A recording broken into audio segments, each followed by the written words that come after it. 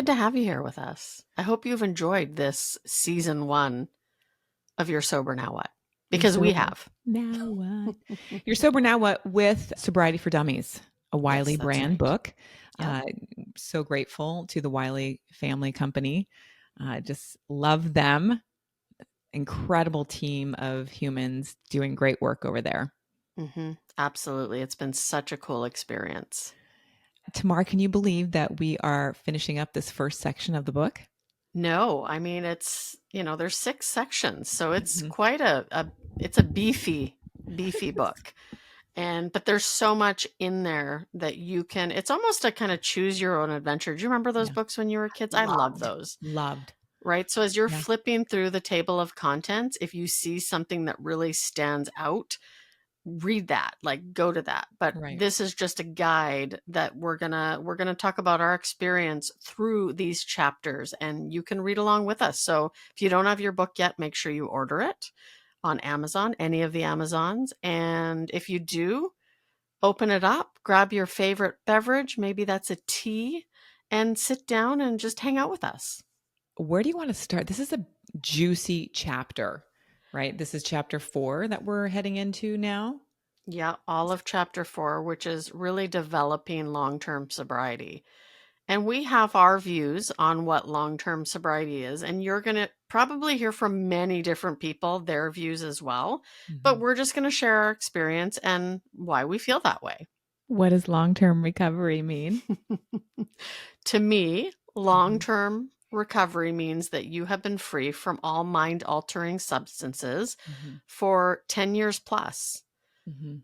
Because I mean, I'm 12 years and I still feel like I'm a baby, right? The Mhm. more that Mhm. I learn, I feel like the less I know because the Mhm. world just becomes so much bigger. Mhm. Um, but it takes time to develop a really solid foundation in recovery. And I don't think you can do that in 1 or 2 years.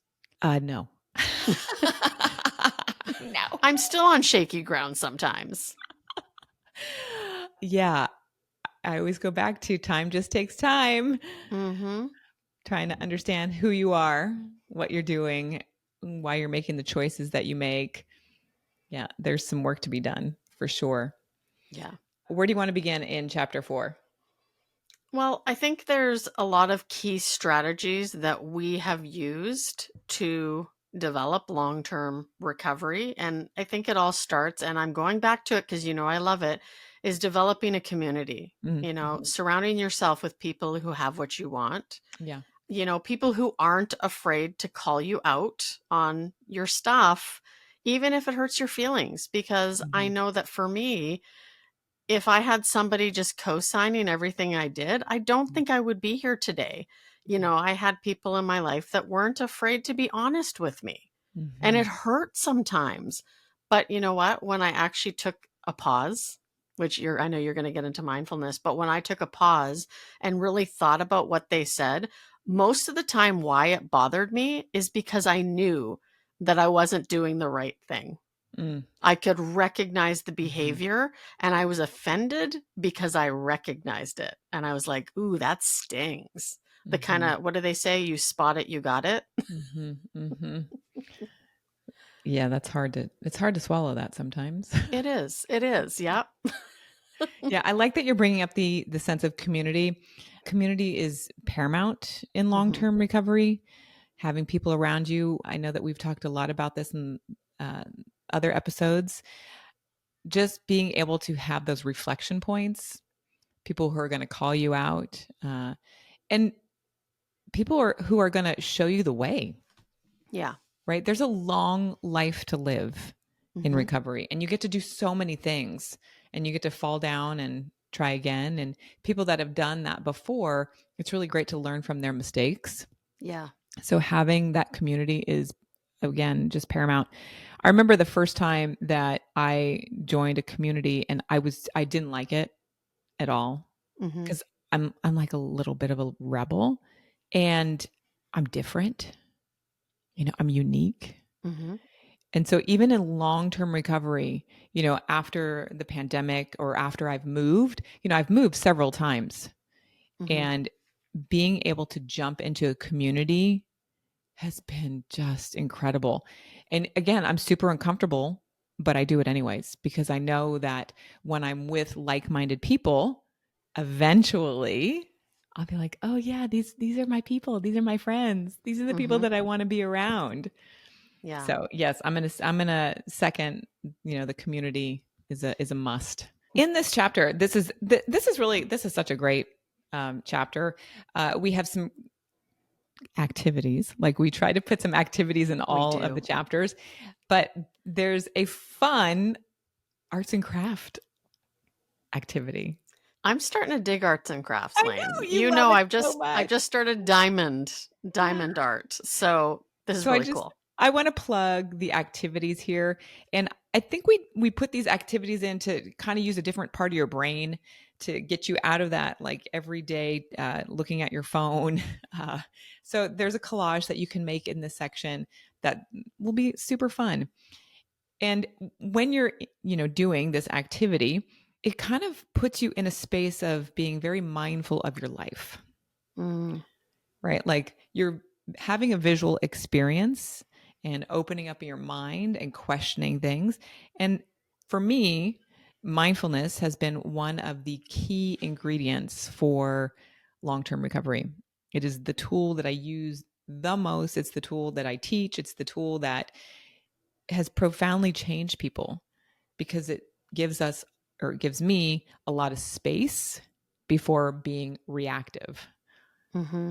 right? And for an alcoholic like me, I'm super reactive, Yes. right? Like I am ready to blow at any moment. So over the years, mindfulness has just given me time and space to breathe before the fuse fires off. Yep. It's crazy. Well, and that's the difference between being able to respond to something Yeah. and reacting to something. Because Yeah. I know when I react to something, it's like, oh, as the words come flying out of my mouth, I Mhm. just want to pull them back in there. Yeah. So there's a lot of mindfulness in Sobriety for Dummies Mm-hmm. because that is the tool that I use the most. And I see that in other people who live in long term recovery use that tool. When I first found sobriety, there was somebody who had, I think he was like maybe 15 years clean. And he said, you get a second for every year that you're sober, a pause. So at that time, I was just brand new. He's like, you have no pause at all. You're just being reactionary. And he goes, but me, I have 15 seconds before I actually do something or say something or, react. And I was like, oh my God, I love that idea.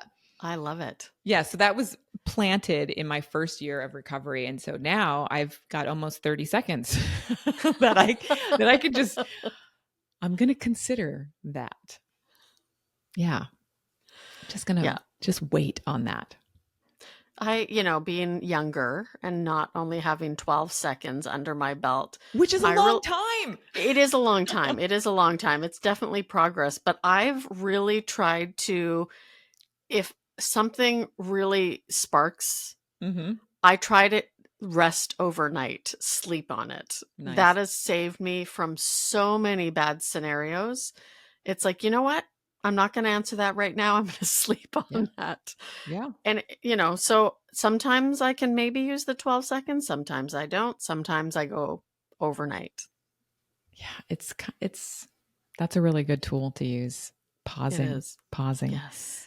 Also, in this chapter, we share about Nora and Nora. her sobriety story. And one of the exercises that we have you do or create is a blueprint. Hmm. And I think you'll have a lot of fun with this exercise. It's going to help you, again, see what your stress is and how to manage that stress, how to cope with that stress, and then how to walk through it without Hmm. drinking, using, hurting yourself, causing damage in your relationships, and so much more. Yes, absolutely. And one of the things that I wanted to mention is with all these exercises that we're giving you, This is going to help you build resilience Mm, because every day, and I'm going to say every day because it is a daily thing, every mm, day that you maintain a sober life and you build on that, you're going to face challenges, right? Where you need to take those pauses, where you need to be mindful, where, you have to have your blueprint ready kind of thing. And everything you overcome is going to just build your resilience muscles. And mhm, one of the things that's really helped me over, I would say, my whole sobriety, but especially over the last 5 years, is gratitude. And I used to look at gratitude as kind of like, whatever. But I think back to when I did drink, I never looked at the bright side of things. mm, Everything, like the glass was always half empty. It was never, half full kind of thing. And by practicing gratitude every day, and we have a little exercise on 78, there's a couple different ways you can do it. We used to actually, I had a friend who would go back and forth and we would leave each other 3-minute voice memos of Oh my everything we God. appreciated. And it goes by really quick when you get into this kind of practice. You look at the phone, you're like, oh, I'm at 5 minutes already. So not only are you sharing what you're grateful for, Mhm, but you also get to hear what somebody else is grateful for. So if you're having a really awful day, hearing somebody, maybe they said, hey, you know what, my car broke down, but I was actually, 15 minutes late for work and there was some big thing that happened at work. So I missed it. mhm, Right. So I'm grateful that my car did break down. So that's what ended up happening. I think it teaches us to look at the bright side of things no matter what's happening in mhm, our lives, mhm, because we have to build up that resilience to mhm. be able to not get caught in up, right? Mental, we talk about that. Yeah, We don't want to pick up again. no. I think I was maybe 10, no, 5 years sober. I don't even know anymore. But back in my earlier years of recovery, uh, writing was a really big part of getting Hmm. sober. And, there was a lot of like putting the pen to paper and asking myself really hard questions and, really kind of getting into like who made me just furious and angry and, people that I hated. Like I had to really put all of this down. And over the years, this kind of writing has it's never left me. Let's just put it that way. If I get upset, if I start to have a pity party, if I go into a shame spiral, I immediately put pen to paper. And I'm really grateful for that early recovery and having a mentor who said, Lane, you're going to have to really use self-reflection. You're going to really have to look at, your part. Why are you upset? Why are you flipping somebody off? Why are you running red lights? I remember early, I was on Robertson in Los Angeles, Robertson, and I just flew through a red light, and there was a cop sitting on the corner, and I got nailed. Boom, pulled over, and I was angry. I was like, "How dare you?" And my mentor said, "What do you mean, how dare you? You're the one that went through the red light." Hmm. Right. And I had to go through this reflective process of like, well, like, wait a minute. It's the cops part. Like it was actually a yellow light and it was a person in front of me. They were going too slow. Like I had all these excuses, Yep. and it's totally normal in LA. Everybody goes through the red light. Everybody does it. So I'm everybody. I can do it too. Hmm. And she said, no, that's not, you're breaking the law. And I was like, me breaking the law? No. So Barely. right, I had to go through this like process of Hmm. really understanding my part. Yeah. What was my part? Well, I was in a hurry. I was actually late because I was eating, like I couldn't get out the door without eating my snack. Just, I had to go back in this process. So, one of the things that we share here in the book on page, what is this, page 81, we start talking about having and creating a reflective process. And there are some questions, and I just want to go through one of the questions that we ask here is, and this is, it's a fun, it doesn't have to be daunting, right? Reflection doesn't have to be a bummer. So I want to wrap up this episode with leaving you on this question. And that question is, what activities bring me joy? And how can I incorporate more into my life now that I am sober? Yes. Right? Like That's a great reflective question. Mm-hmm. Just being able to put that to pen to paper because it's going to change. Yeah. I mean, you're doing diamond art, Tamar, I know, right? 12 years later. Right. Who knew? Right. So it's just nice to have a library of reflection and to see how we grow and evolve. And I really want to plug, as a part of continuous long-term recovery, creating this practice and using these types of questions will really help you, my friend. So I hope you take advantage of these exercises that we have here in this chapter. And I think, you know, the one gift that long-term recovery has given me is a recollection of memories, Mm, yeah. right? I can track myself.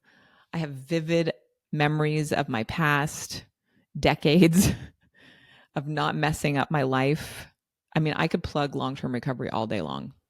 Oh, yeah. And the fun, you remember it, Mm, right? Games nights with friends. It's yes. just that laughter till your belly hurts. Yes. I never got to experience that before, right? You'd always think you had a fun night and then you wake up, you're like, what happened? And somebody's Yeah. angry at you and you have no idea why. No. And, I do want to mention one thing is that just because you've stayed longer, like sober for a longer period of time, does not mean you can let up on the work because No. all too often, Lane, you and I have seen people Yeah. 30, 40 years kind of stop doing what they were doing to keep themselves sober and they drink again because they think it's going to be different. And so it's just, long term sobriety, these tools, if you incorporate them in a way that's fun Yeah. into your day that you enjoy, you can keep and sustain long term sobriety. Yeah. It is. It's keeping this, like the yumminess inside, keeping that enthusiasm, keeping the joy, remembering why. Absolutely. So I think that's a wrap with section 1. Like, wow.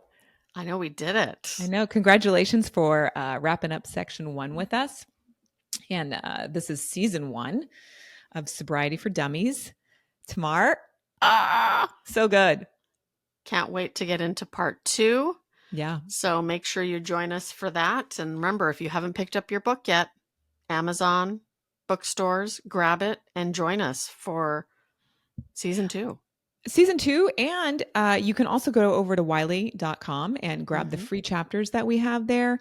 And if you go over to the Mindful Life app, you can grab the meditation practice that's specifically made for this part of the book. There are 6 parts, so you'll get 6 different mindfulness and meditation practices. So jump on over to the Mindful Life app. We'll have that information all in the show notes. We love you guys. Thanks for hanging out with us. Tamar, keeping it real with you. It's been so much fun, Lane, and we'll see all of you next time.